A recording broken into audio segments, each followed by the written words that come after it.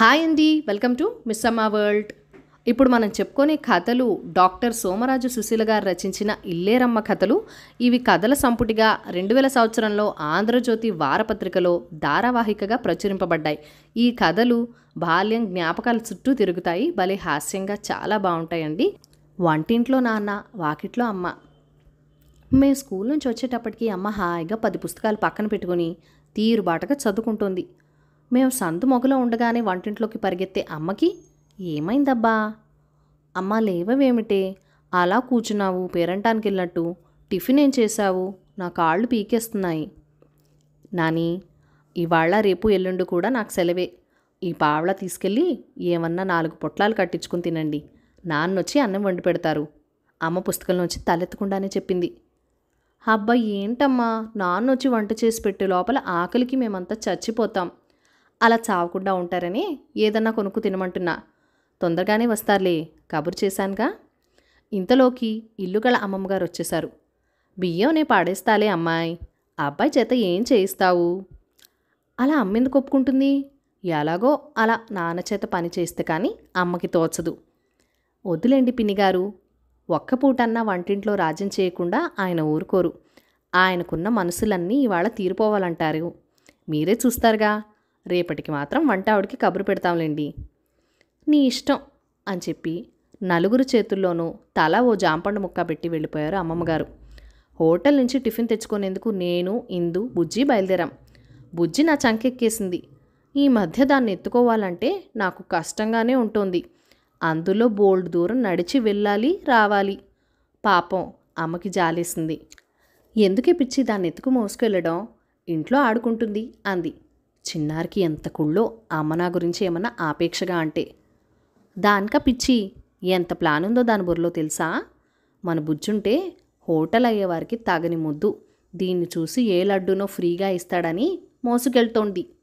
ఎక్కడికక్కడ నాకు అవమానం చేస్తే కానీ చిన్నారికి తోచదు. కానీ ఊరికే మాటలు అనిపించుకోవటానికి చేతకాని వాళ్ళెవరూ లేరిక్కడ.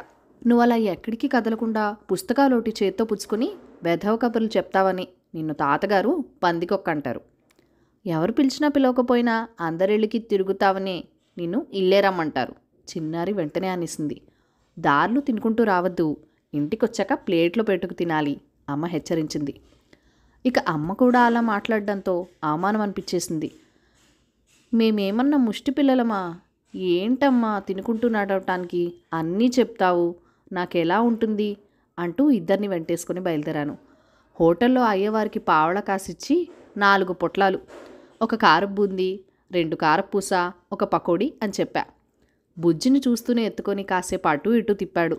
ఈ పొన్ను ఇంత పసిమిగా ఎట్టుండునబ్బా, రబ్బర్ బొమ్మ మాని ఉంటుంది.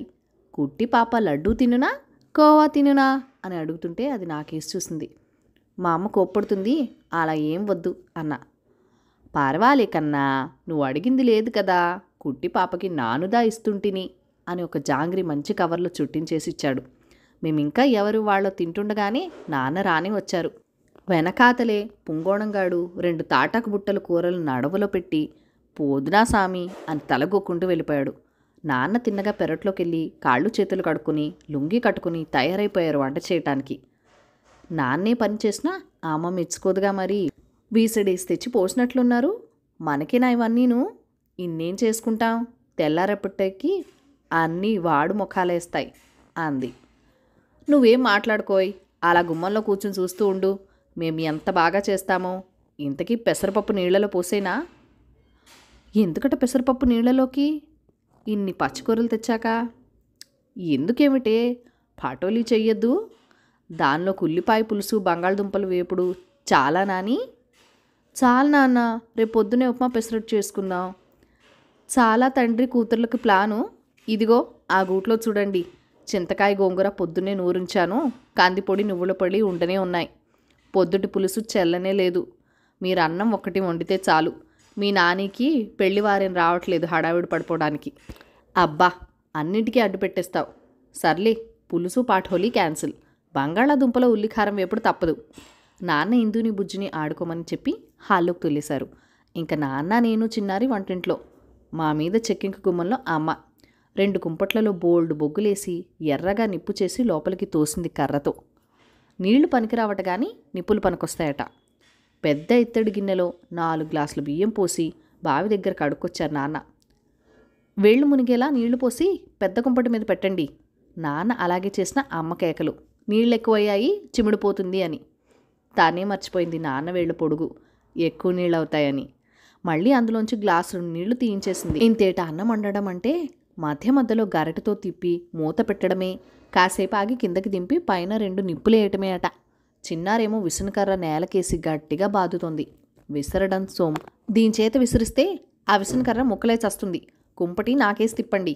దక్షిణం గాలి ఎవరికి విసిరక్కర్లేదు. చిన్న కుంపటి మీద 4 గ్లాసులు నీళ్లు పోసి పెడితే కాగే లోపల ఒక్క బంగాళదుంప 4 ముక్కలు చేసి నీళ్ళలో వేయండి. పొట్టు తీయక్కర్లేదు అమ్మ చెప్పింది. నాన్న మొత్తం తరిగైనా ఒక వీసుడేం చాలుతాయి, మనం 6 ఉన్నాం కదా. ముందు దీన్ని నోరు మూయించండి. 8 దుంపలు చాలు, మిగతా బుట్టకెత్తేనా అని. అమ్మ చూడకుండా నాన్న ఇంకో 2 నా వైపుకి తోశారు.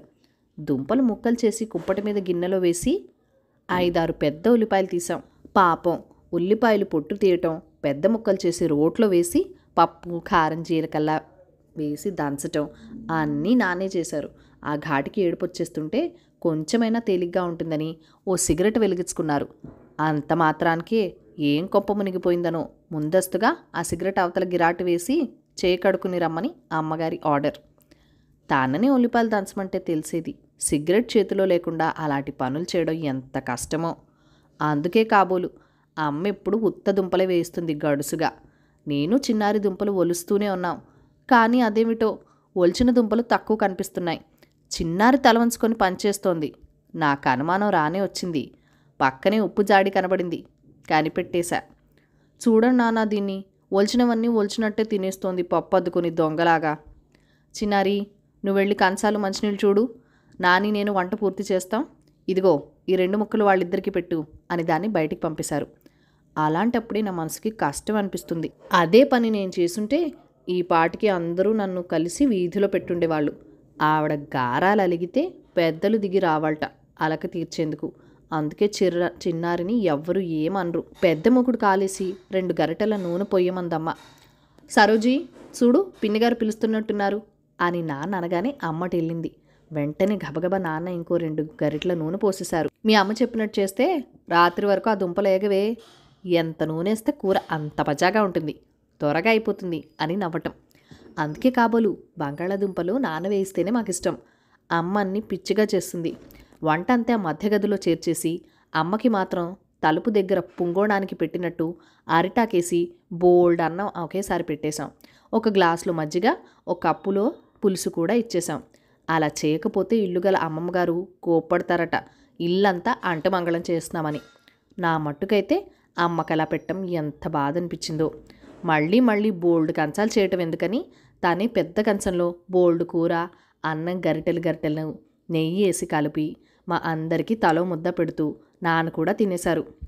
అలా పిల్లలతో కలబడి తింటే మీకా పోదండి అంటే నాన్న వింటేగా. తనకు అలా ఇష్టమట. మాకు అంతే. అందుకే నాన్నొచ్చే వరకు ఆకలేసినా ఏదో అది ఇది తినాలనిపిస్తుంది, కానీ అన్నం తినాలనిపించదు. పడుకోబోతుంటే అమ్మ గుర్తు చేసింది. మరి పెసల్లో నీళ్లు పోసారా? పొద్దుటే ఉప్మా పెసరట్టు అనుకుంటున్నారుగా పెళ్లివారు. ఆ ప్రోగ్రాం ఆదివారం పెట్టుకుందాం. రేపు మెయిల్కి ఎస్కేఎస్ డివిఎస్ వస్తున్నారు. 4కే జీప్ వచ్చేస్తుంది. బెజవాడ వెళ్ళాలి. అయింది సంబడం. ఈ పాటి ఒక్క పూట వంటకి ఎంత గోల, ఎంత గందరగోళం. సగం సరుకులు, పల్లములు, ఇల్లంత లోతు. పొద్దున్నే ఇంకా నిద్దట్లో ఉండగానే వంటింట్లోంచి వంట ఆవిడ మాటలు వినిపిస్తున్నాయి. ఇదేం వంటలమ్మా, లంక దహనమైనట్టు. పిల్లలు ఎంత చిన్నవాళ్ళైతే మాత్రం కాస్తన్నా ఇల్లాలకి ఒబ్బుడు ఉండద్దు అని. కథ సమాప్తం. ఈ కథను లైక్ చేయండి, షేర్ చేయండి, మన ఛానల్ని సబ్స్క్రైబ్ చేసుకుని మీ సపోర్ట్ ఇవ్వండి. మీ అమూల్యమైన ఫీడ్బ్యాక్ అండ్ సజెషన్స్ నాతో కామెంట్ సెక్షన్లో కూడా షేర్ చేసేయండి. Thank you for watching. Bye bye.